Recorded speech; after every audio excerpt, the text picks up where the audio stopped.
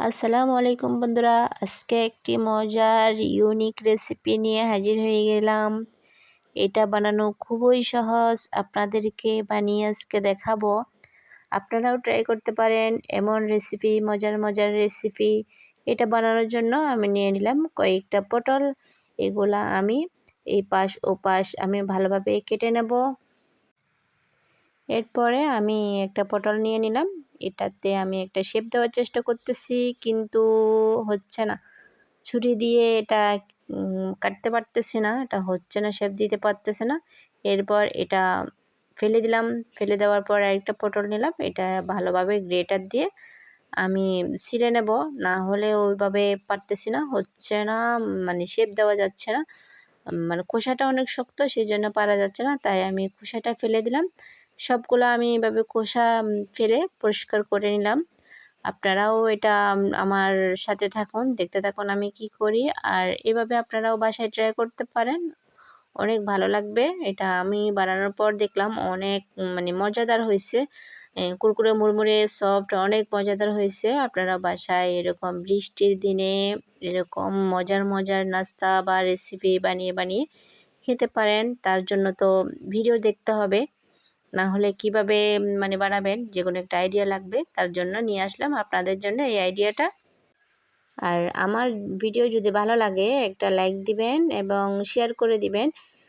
Share করে দিলে কি হবে, আপনার হাত ধরে অনেকজনের কাছে যাবে, অনেকেই এই ভিডিওটা দেখতে পারবে। যারা যারা মানে আমার মতো পাগলা সাকলা রেসিপি বানাতে চায় তাদের জন্য হেল্প হবে। আর বিশেষ করে কে কোথা থেকে দেখতেছেন এটা কমেন্টে জানাবেন, কে কোন দেশ থেকে দেখতেছেন বা কোন গ্রাম কোন জেলা। আমি আপনাদের কমেন্ট দেখে বুঝতে পারবো আমার ভিডিওটা কোন কোন দেশে যাচ্ছে, মানে কে কোথা থেকে দেখছে এটা আমি বুঝতে পারবো। এর জন্য আপনারা কে কোথা থেকে দেখতেছেন কমেন্টে জানাবেন। কথা বলতে বলতে আমি এগুলা পরিষ্কার করে নিয়েছি, খোসাটা ফেলে দিয়েছি। ফেলে দেওয়ার পর একটা আমি সুন্দর একটা সাজানোর চেষ্টা করতেছি, একটা শেপ দেওয়ার চেষ্টা করতেছি। আজকে এই পটলটাকে আমি মনের মতো করে সাজাবো, যেন পটল পটল আর না থাকে, পটলকে সাজগুজ করে একদম মডেল বানিয়ে ফেলবো। শেষ পর্যন্ত পটল আর পটল থাকবে না, পটল হয়ে যাবে মডার্ন পটল। তার জন্য আপনারা আমার সাথে থাকুন। পটলটাকে আমি মানে কীরকম শেপ দেওয়ার চেষ্টা করতেছি ওটা আমার সাথে থাকলে আপনারা বুঝতে পারবেন। এখন থাকুন, দেখতে থাকুন কি করি এগুলাকে।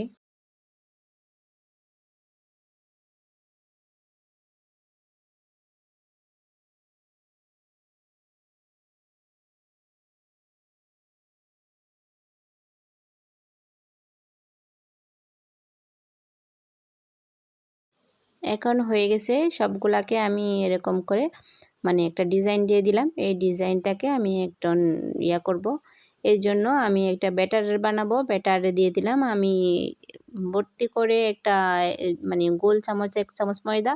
এরপরে সাথে দিয়ে দিলাম মরিচ গুঁড়া, হলুদ গুঁড়া, মশলা গুঁড়া, লবণ। এরপরে হচ্ছে একটু বেকিং সোডা। এরপরে হচ্ছে একটা ম্যাজিক মশলা। সবগুলা দিয়ে আমি একটু একটু পানি দিয়ে একটা মানে পাতলা একটা ব্যাটার তৈরি করতেছি। যে ব্যাটারে ধরেন আমরা যে বেগুনি বানাই না, এই বেগুনের মতো একটা পাতলা ব্যাটার বানানোর চেষ্টা করতেছি। মানে সব পানি একসাথে দেব না, অল্প অল্প পানি দেব। অল্প অল্প পানি দিয়ে আমি একটা মানে স্মুথ একটা ব্যাটার তৈরি করব। এটা হচ্ছে যদি দানা থেকে যায় তাহলে তো ব্যাটারটা আর হইল না।